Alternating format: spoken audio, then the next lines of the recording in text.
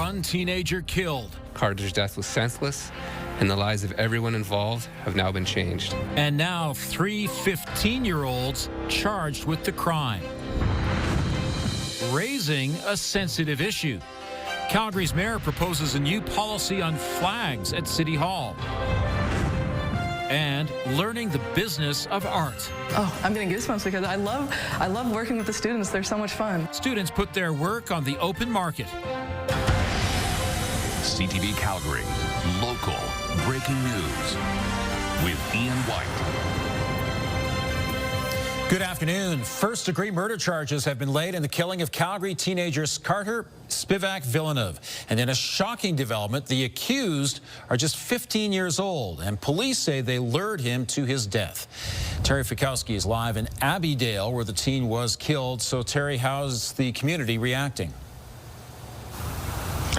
Ian, it is just disbelief and heartache for neighbors who live near this memorial behind me, which is just steps away from where Carter Spivak Villeneuve was found by a woman who lives down the street. CTV News did speak to his mother, who comes here often to grieve her son. She tells us that she is in shock and never thought that this day would come. Calgary police were called here to the 300 block of Abergale Drive Northeast around 1:20 a.m. on August 1st to discover the boy dead. A neighbor who called 911 tells us he'd been stabbed. Homicide detectives have alleged the 3 accused youth were involved in some sort of dispute with Carter and had arranged to meet him that night. On Tuesday, a 15-year-old was arrested by the RCMP on the Muskokan First Nation in Saskatchewan. Yesterday, 2 15-year-olds were arrested here in Calgary, and today all 3 were charged with first-degree murder. Now, none of the accused can be identified under the Youth Criminal Justice Act, and investigators say their ages are making this case deeply troubling. Carter's loss is a devastating reminder of how seemingly insignificant conflict between youth can escalate with irreversible damages. Carter's death was senseless, and the lives of everyone involved have now been changed. One of the teen boys charged appeared in court today. The other 2 are slated for tomorrow. And Calgary police are not ruling out further charges in Carter's killing and are encouraging anyone who has information on this case to come forward. Thanks very much, Terry. A youth has been charged with aggravated assault following a fight with his brother. It happened yesterday afternoon at a home in the southwest community of Glamorgan. Police say the victim remains in hospital in life-threatening condition. Because the brothers are youths, their identities are protected. A Calgary woman is recovering after being struck by a car in a hit-and-run at a northeast crosswalk while walking to a Halloween party. Jasmine Norman was taken to hospital with injuries after being struck by a vehicle on November 1st around 7 p.m. She was struck in a crosswalk at 68th Avenue and 4th Street Northeast. The vehicle that hit her took off. She was thrown several meters and was attended to by nearby witnesses. Norman also has Ehlers-Danlos syndrome, where she has very flexible joints and stretchy, fragile skin. Her family says doctors say that may have saved her life. I remember, actually getting hit, and I remember, the immediate pain, and then that's kind of it. I remember after that just waking up and a really nice lady talking to me, asking if I was okay. And I remember saying no, because I couldn't breathe at the time. Police say they're looking for a newer model dark-colored sedan with front-end damage. Anyone with information is asked to call police. Calgary's mayor thinks the practice of national flag raisings at City Hall should come to an end.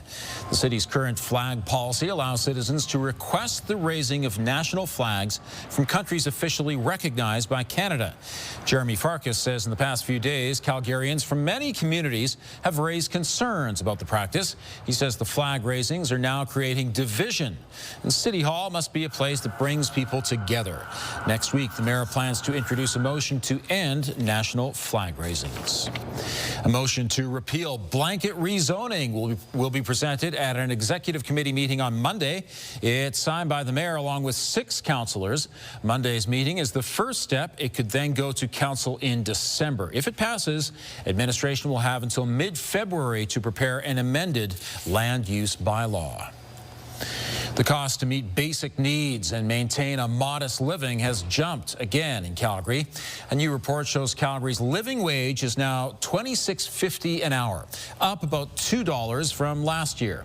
That's 77% higher than Alberta's minimum wage. It's according to a report from Vibrant Communities Calgary, which considers the cost of food, shelter, transportation, and more.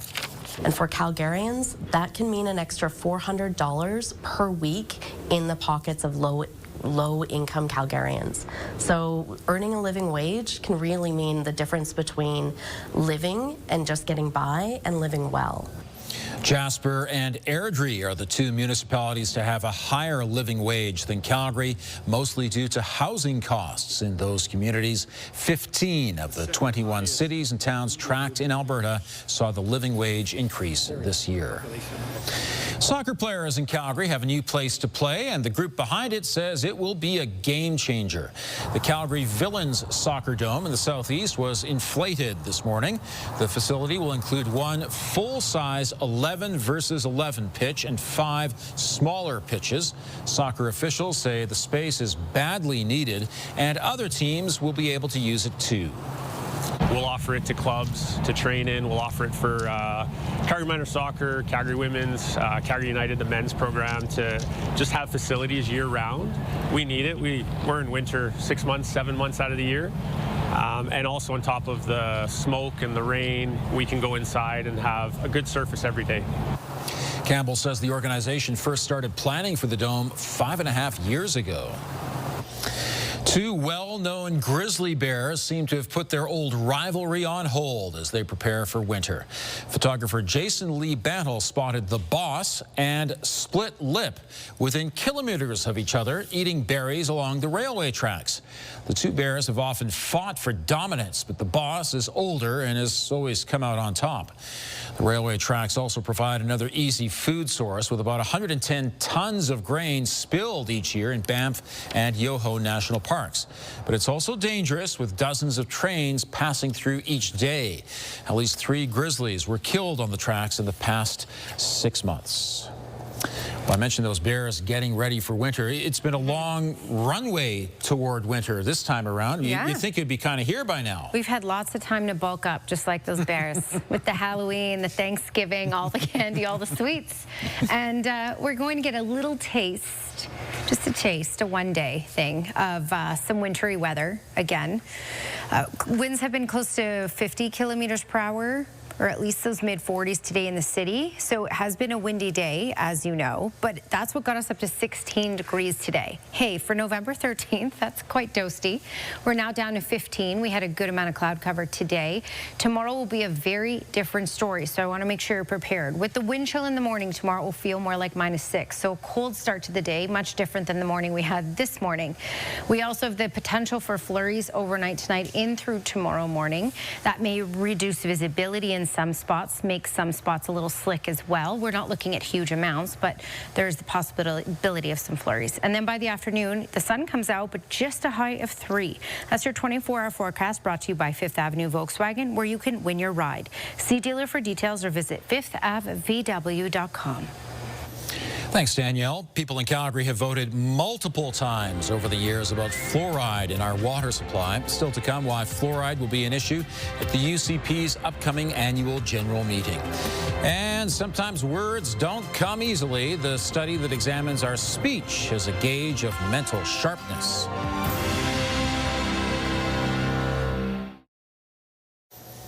Four provinces will host a new major nation-building project, but so far Alberta is not one of them.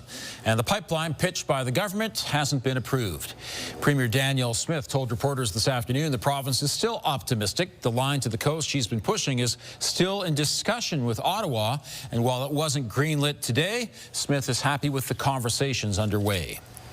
Are we going to get to the finish line on an MOU? We'll know in a few more days. I'm very hopeful. I think if you watch the Prime Minister when he announced his major projects list today, he is also encouraged. We've made a lot of progress. We've been going back and forth on an MOU every day, I think, as we're getting the final wording, and I'm really hopeful that we'll have something more to say about that in a few days. The federal energy minister also gave pipeline proponents reason for hope. Tim Hodgson told CTV News he's comfortable with how discussions are progressing. Another round of major projects will be approved in the months ahead. Some Calgarians are worried about the fate of fluoride in the city's water ahead of provincial discussions later this month. UCP members will soon vote on an AGM policy resolution that calls to end the practice of community water fluoridation. A yes vote won't guarantee changes, but other resolutions have led to legislation multiple times under this government.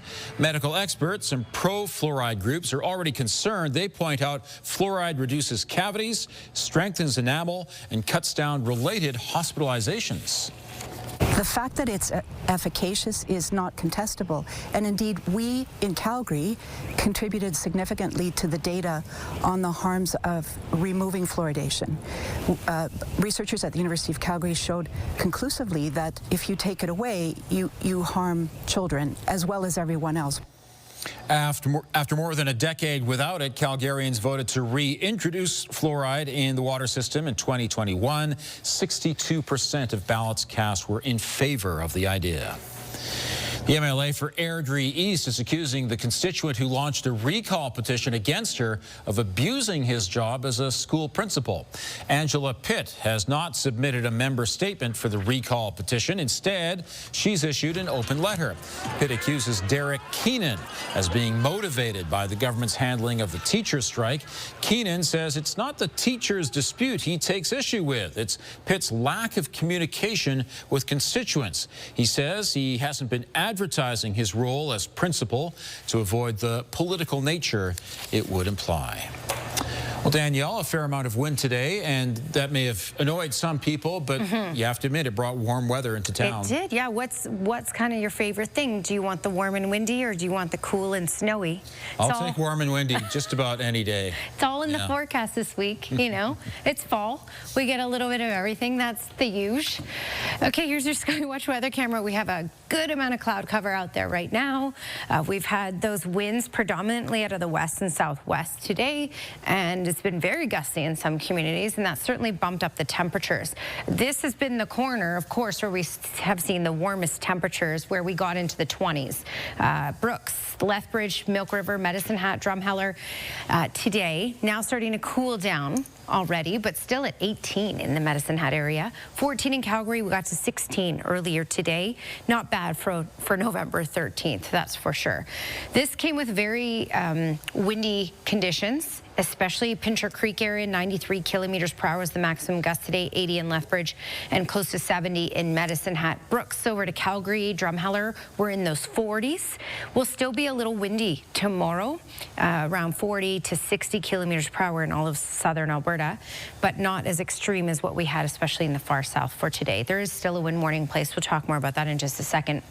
All right, this system, a ton of moisture coming towards Alberta here. Now, the mountains are going to eat a lot of that up, but there will be some spillover to the Alberta side, and we're going to see the bullseye area around Banff and Kananaskis. High elevations could see up to 30 centimeters of snow. That's why there is a snowfall warning in place for this area up to Jasper, because we will have consistent snowfall in the high elevations. Now for Banff town site, we're just looking at a couple centimeters, and we already have some moisture that's falling there.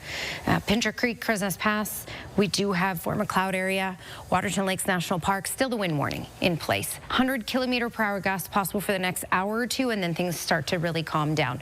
All right, looking at this system and what it's doing, we're looking at spillover as we go through the evening hours. Overnight, we'll switch to some wet snow, and some of that will peak into Calgary. This isn't a heavy amount of snow that's expected, but we are looking at on and off isolated snowfall, basically flurries on and off right through the morning hours. So 7:30, and then it starts to lighten up, break apart, and become even more isolated after 7:30. And 10:30, you could still see some snowflakes in some parts of the city, and then it clears out later in the day. So it's not a long-term event. The colder weather will be more longer term, and I'll show you that in the long range in just a second. And then Saturday, it's mainly clear, except for early in the morning, we could see some light precip. before 7 a.m. All right, amounts.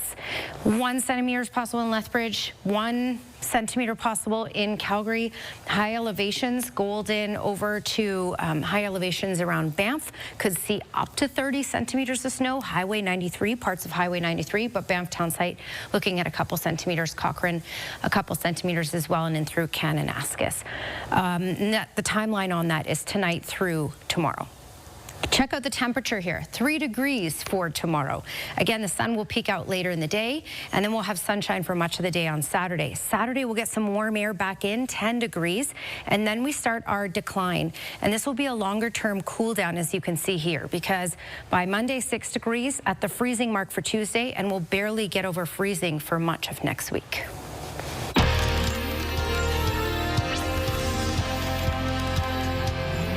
A study from the University of Toronto and York University is taking a close look at how subtle clues in our speech can indicate brain health. Researchers took a close look at how people speak and found a direct link between casual speech patterns and essential cognitive functions. 200 participants were asked to describe complex pictures while also completing standard tests of executive function. The scientists used AI to analyze how people spoke, including how they may have struggled to find the right word. But there are ways to try to stay sharp. People often ask me, should I do crossword puzzles? Should I learn a language? And I say those things help, but not nearly as much as a bit of physical exercise. That's probably the #1 thing you can do for your brain. Researchers hope this will eventually become an easy and accurate way to track cognitive decline in both normal aging as well as diseases like dementia. Health Canada is responding to the loss of $20 million worth of pharmaceutical products from the national stockpile this year. New documents show the Public Health Agency of Canada lost the products because of what it calls a temperature deviation. Health Canada won't say exactly what was lost or how the temperature deviation happened, citing national security implications. But it does say it refers to pharmaceutical products such as vaccines in the national stockpile. Health Canada says the losses won't compromise Canada's ability to respond to public health events. There's a new 4-legged staff member at the Stollery Children's Hospital in Edmonton. Pumbaa is the first child life services facility dog in Canada. The 2-year-old lab is different from therapy or service dogs because he's specially trained to work in clinical settings. His main job is to comfort and support children and their families. He's a specialist at reducing stress and anxiety for kids facing medical procedures, treatments, or long hospital stays. The Stollery Children's Hospital Foundation covers all costs associated with Pumbaa. Visiting another community in Alberta might cost you a little bit extra. Just ahead, why cities and towns across the province want to bring in a new tax for hotel and short-term rental visitors.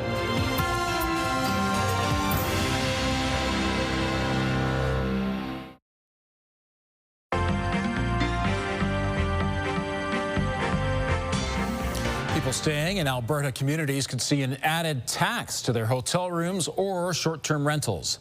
At the Alberta Municipalities Convention today, over 74% of members voted in favor of a municipal accommodation tax.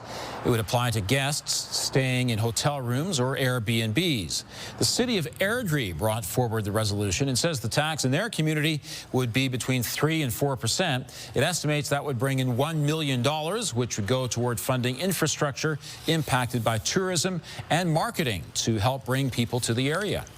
The municipalities are struggling to keep up with infrastructure, so this is an opportunity for us to not only support, grow, repair infrastructure, but also create opportunities for more tourism and more draws to our communities, and that's critical. The Alberta Municipalities Board will now present their proposal to the province. A program that shares a little holiday spirit with seniors is back at London Drugs. The Stocking Stuffers for Seniors initiative started back in 2014. A Christmas tree will be set up inside each store. Customers can pick out a gift tag on the tree containing wish list items for a senior in their community. London Drugs is collaborating with more than 200 care homes to put gifts in the hands of seniors. The program runs until Monday, December 8th. The cost of living continues to rise for Calgarians. Here's Tara Nelson with the look ahead to CTV News at 6. Hi, Ian. New data today shows the living wage for our city is over $26 per hour. That is roughly $2 more than last year. Coming up at 6, Calgarians share how their wages measure up to the cost of living. Also ahead, Calgary's mayor wants to end national flag raisings at City Hall. Jeremy Farkas says the practice has become too divisive. Coming up, we'll have reaction. Ian. Thank you, Tara. We've got a cool down coming, especially next week. Substantially cooler conditions. Danielle has all the details coming up.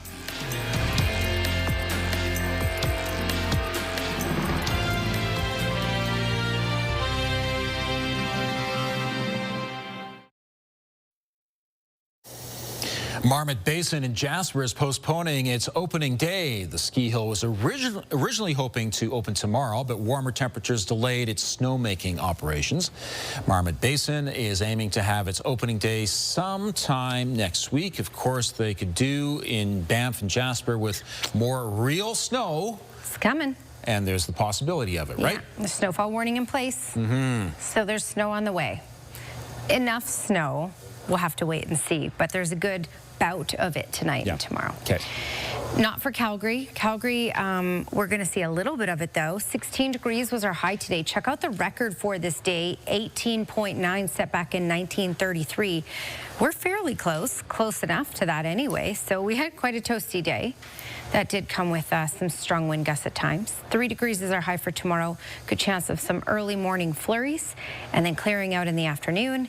And then small chance of seeing that early in the morning Saturday. But Saturday is a nice day, 10 degrees, and we should see a good chunk of sunshine for much of Saturday. Thanks, Danielle. It may be your opportunity to get a unique piece of art from a rising star in the art world. The Alberta University of the Arts is holding its 34th annual art show and sale. Organizers say there are one-of-a-kind paintings, sculptures, jewelry, and glassworks at the event. The students not only create their items, they also take a 6-week program to learn the business side of their craft and how to price their art. It's a very personal thing to give your artwork to the public, and since I'm the sort of in-between, that middleman, I get to see how they've grown, what they continue to love doing. Like, it's just like, oh, I'm getting goosebumps because I love working with the students. They're so much fun. The show and sale runs Friday afternoon and from 10 to 4 on Saturday at the Alberta University of the Arts. The Saturday event is free to the public. We've posted more information about it on our website. Thanks for joining us. Now here's the early edition of the CTV National News.